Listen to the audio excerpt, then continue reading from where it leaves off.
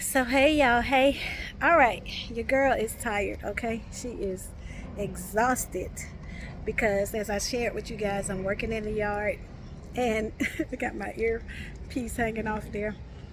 I like it when I do videos and it gives you guys a chance to like see real life because I think so many things are staged nowadays that it's difficult to, really get a real feel for people. So I'm going to turn the camera around. I know when I flip it, it always does something different.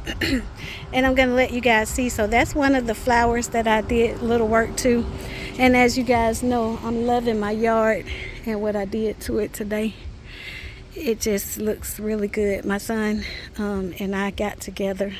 I did a little bit of the cutting and he did a little bit. I'm going to start right here because you all know I'm talking about relationships and how we can put planters in place, how the flowers in our lives can grow.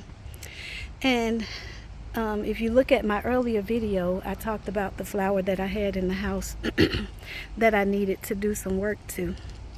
And these are just some of the ones that I ended up putting together to make it look really homey. See my little sign, it says welcome. And we have to get out here and do a little bit more. But the last thing that I'm going to show you guys is the flower that I showed you all earlier. So remember, that was one flower.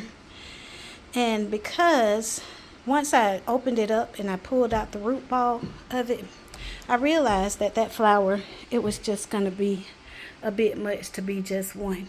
So I ended up getting this pot and I ended up splitting the flower 3 ways. And I'm going to tell you something that God showed me. And look at this little sign right here. It says, "This is our happy place."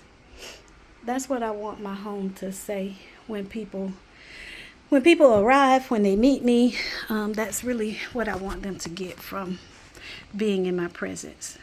And with that being said, I'm coming back to the same spot that I was this morning when I first chatted with you guys. And I was talking about the flowers.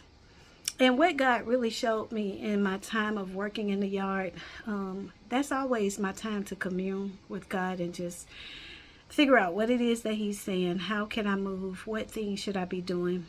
And one of the things that He showed me in separating that plant is that when we are planted in the right place, we will not only be able to fulfill what we've been called to do, but we will also be able to multiply and be divided. That was powerful. I was able to take that one plant and I was able to divide it into 3 different plants. And that's the way that we should be in our life. That's the way that we should be in our relationships. As we continue to talk about dating, and relationships, what are you bringing to the table for the person that you're saying that you want to be connected to? How are you able to multiply their life and increase what they already have in place?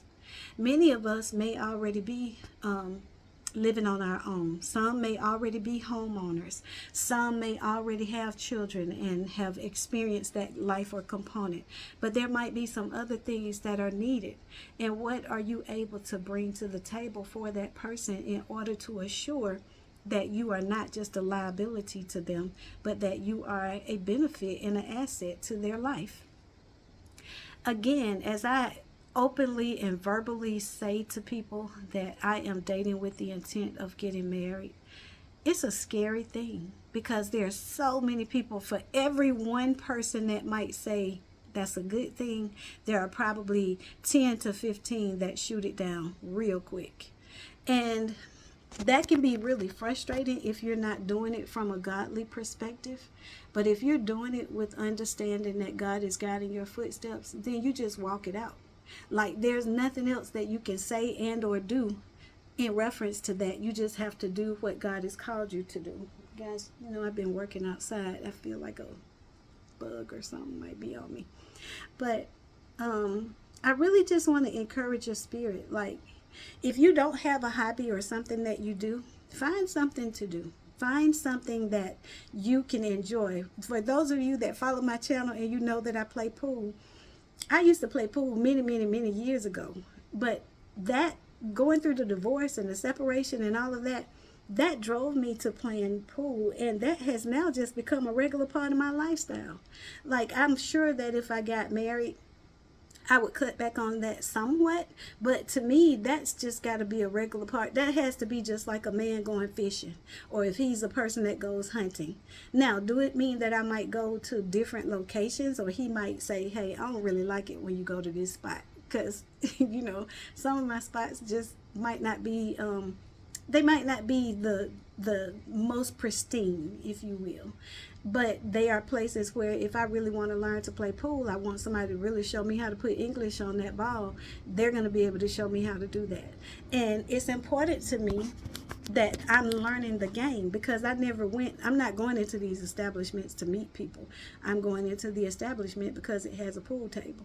And so, and sometimes it's a billiard location, but most times it's just a wing spot or a Mexican restaurant that happens to have a pool table in the back, or happens to have a pool table over to the side. So, those components are really important. In other words, I have enough things fulfilling my life that if I meet someone, yes, it would be great.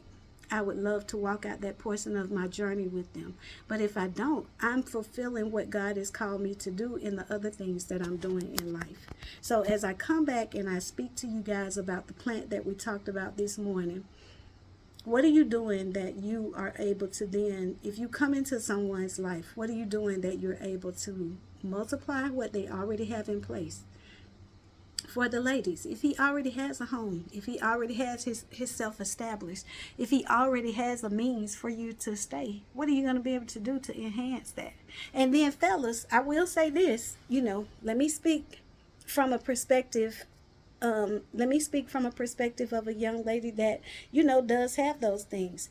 If you are interested in her moving into your place, and you're interested in her coming into your space, my son keeps calling, he's right here, just come to me, son.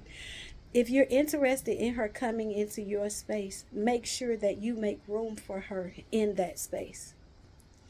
Make sure that you give her the opportunity to have a place in your space. And so you might need to prepare your mind for how that's going to look for you. If you're already a person that you have everything in place and you have it like this, well, then you can't really say that you're looking for a wife if you're not willing to make room for her to come in. Because if I end up selling my house or we renting my house out, I got to have somewhere to go. I need to be able to put my fingerprint on that space that you already have. And I need to be comfortable enough to do that, just like I'm here in my own home, able to do that. So that's just something for the brothers to think about. I don't know who that's for or why the Lord had me to just drop that nugget in there. But just think about that, guys. You know, you might need to start preparing your mind for, okay, she would be in this space. I might need to make some room in this closet. I might need to move some things over so that she can actually have a place to, you know, have a place to actually put her things. So just keep that in mind. I don't know who that was for or why God had me to say that, but just know, ladies, if you're interested in being in his life, make sure that you can multiply and you can help him to divide some things. All right, and my son sent me a text and he said while he's cutting the grass he sees a snake, so I gotta go take care of that with him. Bye.